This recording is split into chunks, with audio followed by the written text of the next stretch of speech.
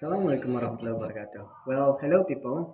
Nama saya Abdul dan duduknya saya di sini adalah untuk menyelesaikan daripada tugas ujian akhir semester atas mata kuliah Translating dan Interpreting yang diampu oleh dosen yang kami hormati dan kami cintai, yakni Miss Eva Nurmaisari MPD. Ternyata minum air berlebih itu sangat tidak dianjurkan, apalagi setelah makan. Begitulah yang dikatakan oleh Bukta. Orang yang minum air berlebih setelah makan akan menanggung akibat di mana berat badannya akan berlebih atau obesitas. Gimana sih cara kerjanya? Nah, jadi ketika setelah makan biasanya kita kan begah atau tubuh kita tuh perut terutama di bagian sini akan merasa panas. Nah, itu adalah api pencernaan yang bertanggung jawab untuk mencerna makanan tersebut. Serta air itu bersifat mendinginkan, seperti gelas yang uh, panas, lalu kita bekukan, masukkan ke dalam freezer, itu pasti akan retak. Hal yang serupa akan terjadi pada perut kita. Ketika makanan itu tidak tercerna, yang mana akan mulai membusuk pada itu, dan ketika mekanisme daripada kedua elemen ini uh, menyatu akan menciptakan racun dan lemak perut yang akan menyebabkan kita obesitas. Begitulah cara kerjanya. Semoga kita dapat menjaga kesehatan. Jika atlet tidak haus akan kesuksesan, seperti Ini gimana? pada video ini. Mimpi pada dunia itu biasanya tampak jauh daripada jangkauan. Seorang atlet muda menolak untuk membiarkan sesuatu itu menghalangi daripada jalannya. Nah, pada video ini pemuda menunjukkan daripada wujud sejati serta ketekunan ia, sheer will, commitment, dan menolak untuk membiarkan mimpinya tergelincir dari jarinya atau pupus. Alih-alih berkutat pada apa yang tidak dimilikinya, atlet ini, pemuda ini mengambil tindakan sendiri dan membuat peralatan latihan sendiri yang mengubah objek sehari-hari yang biasa kita gunakan menjadi alat untuk berkembang. Hari demi hari yang mendorong dirinya sendiri hingga batasnya. Setiap latihan, setiap tembakan, membawanya selangkah lebih dekat kepada tujuan utamanya. Dia tahu bahwa kemajuan yang dicapai bukan karena sumber daya yang ia miliki, tetapi karena usaha yang dia manifestasikan, dia investasikan, tekadnya yang teguh serta komitmen menjadi reminder bagi kita semua. Karena ini bukan tentang kemewahan atau tentang waktu yang kita miliki serta rintangan yang kita hadapi, akan tetapi tentang semangat yang membara di dalam hati kita. Mimpi tidak dibatasi oleh keadaan, akan tetapi didorong oleh pengejaran kita yang tak kenal lelah akan keagungan daripada kesuksesan. Jadi untuk semua pemimpi, khususnya kepada teman-teman saya yang melihat, jangan biarkan daripada kurangnya sumber daya atau belumnya tepat daripada waktu itu menghambat daripada progres pada kehidupan kita. Rangkulah inovasi serta bulatkan tekad, bangun jalan kita sendiri dan saksikan impian kita akan terbang. Pada akhirnya ini bukan tentang apa yang tidak kita miliki, akan tetapi apa yang kita lakukan dengan hidup kita yang kita miliki. Di sini saya akan menjabarkan 4 langkah untuk memperbaiki hormon insulin. Yang pertama, berhenti mengkonsumsi cemilan. Terlalu mengkonsumsi cemilan dapat menghentikan produksi level glukosa. Dan seiring produksi insulin itu meningkat, akan sulit terlebih dalam upaya untuk menurunkan berat badan. Yang kedua, bergeraklah olahraga. Setelah makan siang, kita biasanya duduk melanjutkan pekerjaan atau sekedar rebahan serta menonton serial kesukaan. Kendati demikian, dalam sebuah riset mengatakan bahwa kita dianjurkan untuk sebaiknya setelah selesai makan agar kita berolahraga yang membakar itu kalori, seperti berjalan atau berlari kecil. Yang ketiga, Makanlah makanan dengan kadar glusemik yang lebih rendah. Kurangi makanan yang manis serta tinggi karbo. Yang terakhir tapi tidak kalah penting, yaitu batasi waktu menatap layar.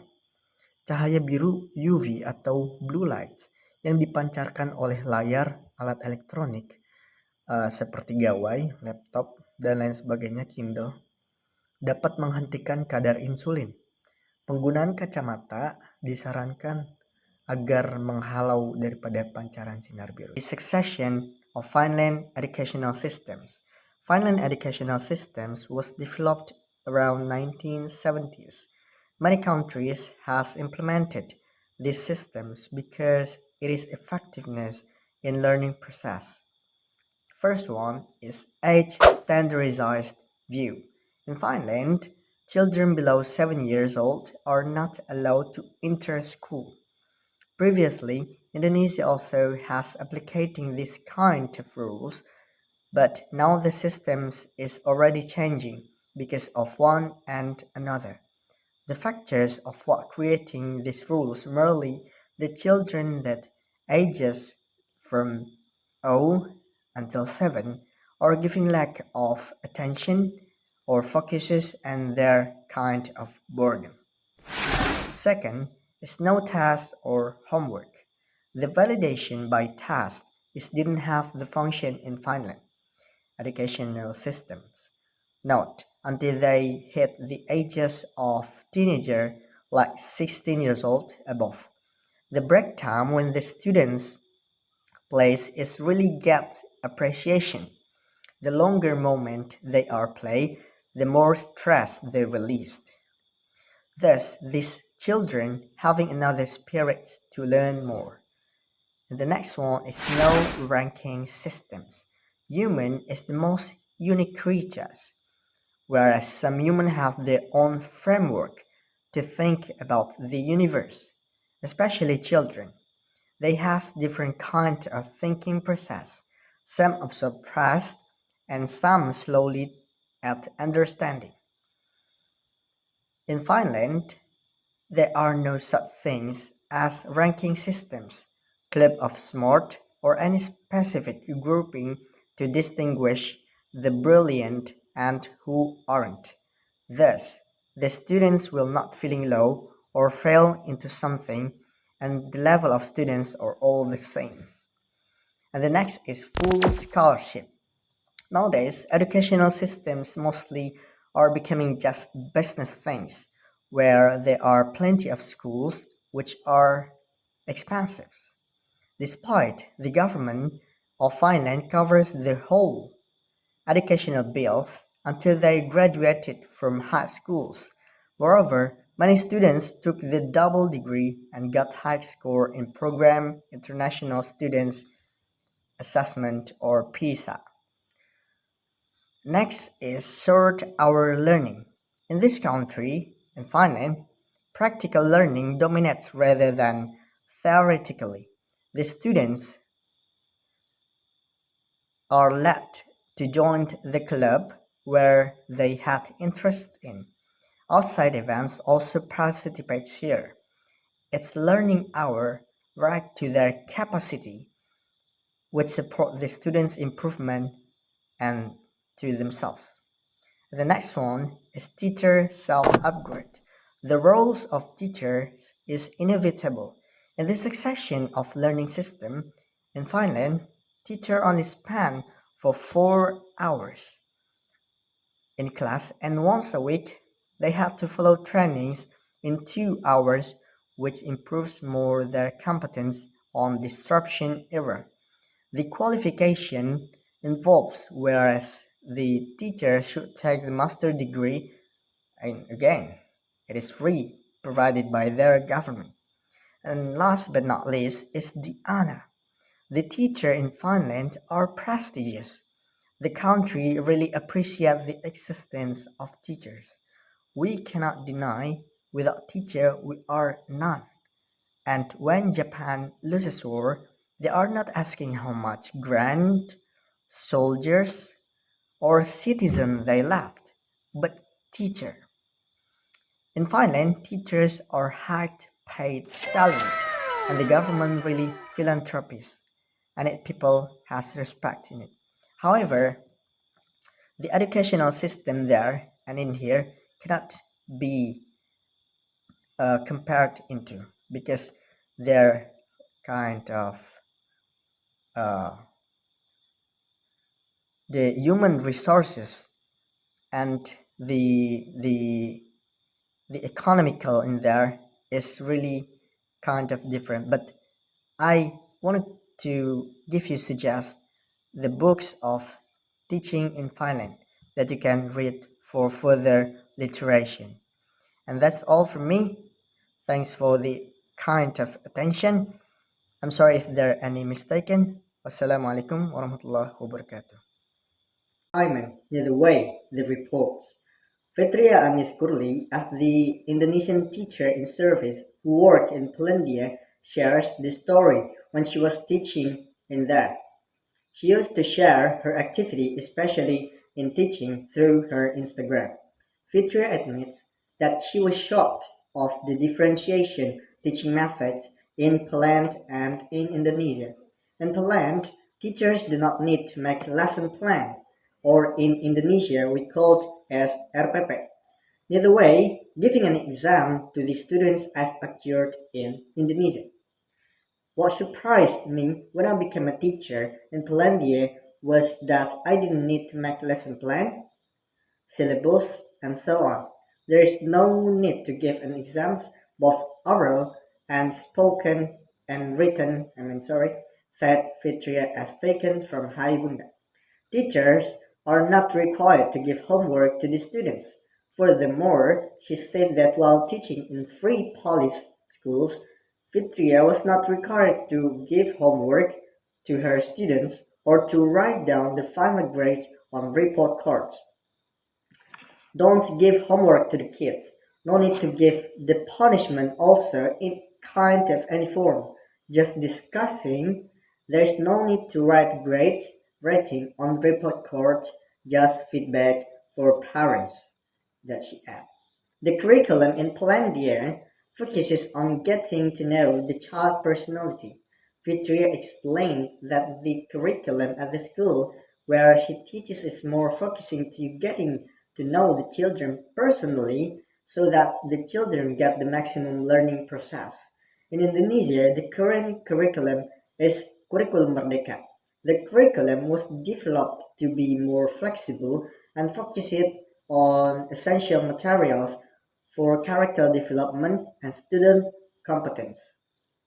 Unlike the case with education in Poland, according to Fitria, education there is focuses on getting to know the students personally. In fact, that the teachers will also help students to get the maximum learning process, on getting to know the child personally and building them to get the maximum learning process, that Fitria states.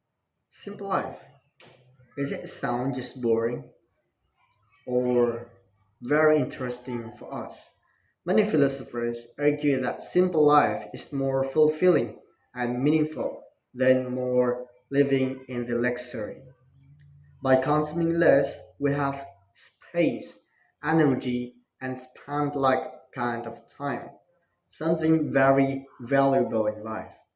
Psychologist Amit Morin spent 2 years of her life living on a sailboat. This exercise requires her to think about what she really needs to be happy in life. According to Marin, in life we need space as the requirements. It might be physical space, mental space, or like on the calendar.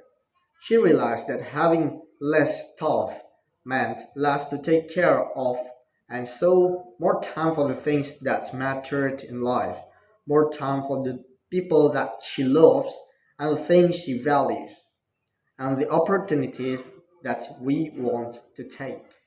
More experience can certainly be an inspiration to us because by simplifying our life, we not only have more time, we also have more money and the energy. The more space that we have, the freedom that we get. Here are several things that we can simplifying the life by psychologist Amy Mori. First, study up our hearts. Our environment is affects how we feel physically and psychologically, like in the prison and in the home that it's so much different. A clean and organized space has a positive effect on to our mental state. It makes it easier to feel more energetic and productive. We can also try donating items that we might not use it anymore. It's light, like we have a few things that only care of. The second one is to get rid of bad mental habits.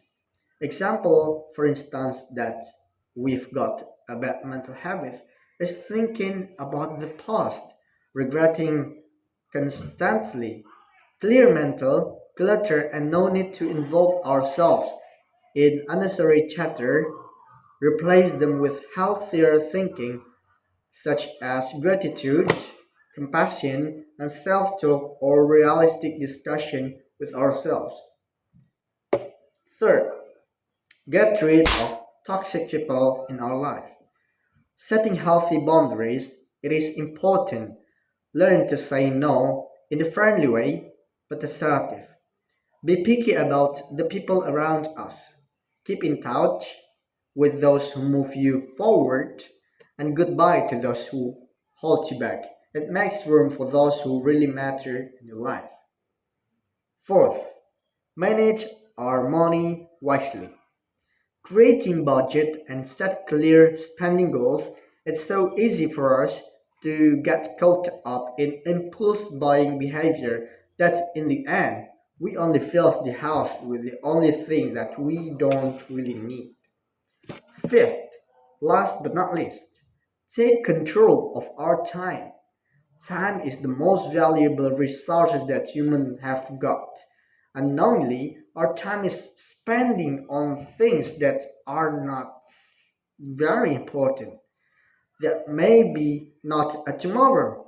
This can help us to be more disciplined in scheduling time for important things and enjoying life moments and play with our kids if you have got any sons and chat with our partner or friends or enjoy like the sunset. The natural philosopher said, it is certainly nice to be someone extraordinary, bathed in luxury and fame. But in the end, one of greatest achievement may be become a sane and virtuous person for a longer and peaceful life. It is true that there is happiness in simplicity. I believe that. How about you? You can also might be like further literation with reading these kinds of books. The Ikigai and how to find peace. That's all from me. Thanks for the attention. Wassalamualaikum warahmatullahi wabarakatuh.